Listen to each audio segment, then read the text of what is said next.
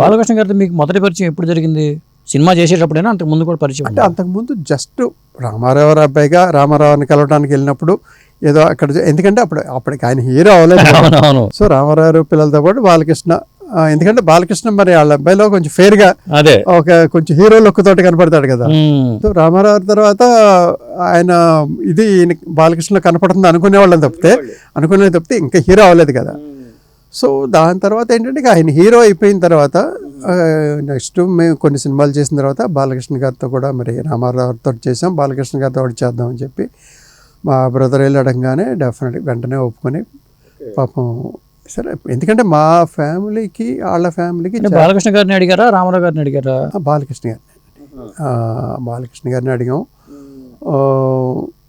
మా ఫ్యామిలీకి వాళ్ళ ఫ్యామిలీకి చాలా ఆత్మీయ అనుబంధం ఉందండి. ఎందుకంటే మా అన్నయ్య గారు బిగినింగ్ ఆఫ్ ది కెరియర్లో ఎంకరేజ్ చేసి పైకి తీసుకొచ్చింది రామారావు అండి. నిజం చెప్పలేను, ఎందుకంటే మాకు ఎప్పుడూ ఆ కృతజ్ఞత ఉండాలి. ఎందుకంటే ఆయన ద్వారానే అన్నయ్య పైకి వచ్చారు. ఫస్ట్ సినిమా సిపాయి కూతురు ఫెయిల్ అయిందండి. తర్వాత ఏం చేయాలన్న పరిస్థితుల్లో విఠలాచారి గారు పిలిచి, నువ్వు హీరోనే కంటిన్యూ అవ్వాలని పెట్టుకో, మాకు ఇండస్ట్రీలో హీరోలు చాలామంది ఉన్నారు కానీ విలన్స్ ఎక్కువ లేరు, రాజనల్ గారు తప్ప చెప్పుకోదగ్గ విలన్ లేరు, విలన్ అవకాశాలు వస్తే నువ్వు కాదని మాకు హీరో మీదే పట్టుబట్టు కూర్చో మాకు అని చెప్పడమే కాకుండా ఆయన కనకదుర్గ పూజ, వరలక్ష్మి వ్రతం ఇటువంటి వాటిలో విలన్ క్యారెక్టర్లు ఇచ్చి ఆయన దారి చూపించాడు. సో అప్పటి నుంచి వరుసనే ఇంకా విలన్ క్యారెక్టర్లే చేసుకెళ్తున్నాడు. ఫస్ట్ విలన్ క్యారెక్టర్లు వేస్తున్న టైంలోంచి ఉమ్మడి కుటుంబం తీస్తున్నారు రామారావు, 4 బ్రదర్లు కదా. దాంట్లో ఒక బ్రదర్ది కొంచెం సెంటిమెంటల్ రోల్, మంచి క్యారెక్టర్, అది అన్నయ్యకి ఇచ్చి ఫస్ట్ బ్రేక్ ఆయన ఇచ్చాడు.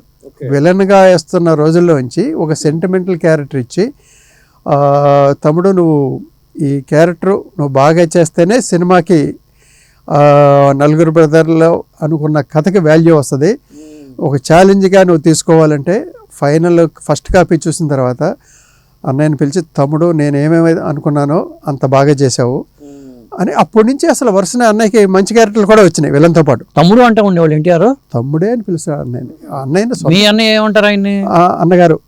అన్నగారు అన్న ఇప్పుడు సొంత తమ్ముళ్ళగానే చూసుకున్నాడు ఆయన, అంత ఆప్యాయంగా చూసుకునేవాడు. సో అంత ఎంకరేజ్ చేశారు. ఆయన సొంత సినిమాల్లో ప్రతి సినిమాల్లో అన్నయ్యకి మంచి క్యారెక్టర్ ఇవ్వడంతో పాటు, మీకు గుర్తుందా కృష్ణావతారం అని ఒక సినిమా? అవును, కృష్ణావతారం సినిమా. దాంట్లో పెద్ద సినిమా అది పౌరాణికం. దాంట్లో అప్పట్లో దుర్యోధనుడిగా ఫస్ట్ రంగారావు అని అనుకున్నారు. ఆయన డేట్లు ఏదో కుదరట్లా, ఆయన మ్యాచ్ అవ్వట్లేదు రామారావు ఇచ్చిన డేట్స్కి, టోటల్ షెడ్యూల్కి ఆయన వెళ్ళలేకపోతున్నాడు. అప్పుడు ప్రొడ్యూసర్లు వచ్చి, మరి రంగారావు డేట్స్ మ్యాచ్ అవ్వట్లేదండి, మరి ఆ క్యారెక్టర్ కూడా మీరే వేసేయండి అని పుండరీకాక్ష గారు రామారావునే ఏమని అడి. అదేంటి నేను ఈ మధ్య కదా కృష్ణ పాండవ్యలో 2 క్యారెక్టర్లు చేశాను, మళ్ళీ వెంటనే చేస్తే బాగోదు, అది మరి ఎవరిని పెట్టాలంటే నేను చెప్తున్నాను, నా మీద నమ్మకం ఉంచి సత్యనారాయణ చేత ఆ వేషం వేయించండి అంటే వాళ్ళు ఫస్ట్ కొంచెం షాక్ అయ్యారు. అదేంటి రంగారావు ఎక్కడ, ఇతను ఇప్పుడే పైకి వస్తున్నాడు, ఆయనకు అనుకున్న క్యారెక్టర్ ఇతనితో ఎలా ఇస్తామంటే, నాది భరోసా, ఒక షెడ్యూల్ చేయండి, మీకు నచ్చకపోతే ఆ షెడ్యూల్కి అయిన ఖర్చు నేను ఇచ్చేస్తాను, ప్లస్ మీరు అడిగినట్టు ఆ దుర్యోధన క్యారెక్టర్ కూడా నేనే వేస్తాను అప్పుడు మీకు నచ్చకపోతే. ఫస్ట్ నా మీద నమ్మకం ఉంచి అతను పెట్టండి చేయించనంటే పెట్టారు. అన్నయ్యకి ఎంత పేరు వచ్చిందో మీకు తెలుసు, మరి ప్రూవ్ చేసుకున్నారు అన్నయ్య. సో అన్నయ్యకి అంత ఎంకరేజ్మెంట్ ఇచ్చారు ఆయన సొంత సినిమాలే కాకుండా బయట సినిమాల్లో కూడా మంచి క్యారెక్టర్ వచ్చినప్పుడు అన్నయ్య పేరు చెప్పి, సో అంత విలువ ఇచ్చారు అన్నయ్యకి. సో వాళ్ళ ఫ్యామిలీతోటి మాకు అంత ఆత్మీయ అనుబంధం ఉంది. ఎందుకంటే మర్చిపోకూడదు కదా మేము, ఆయన ఎప్పుడూ ఆ కృతజ్ఞత మాకు ఎప్పుడూ ఉంది.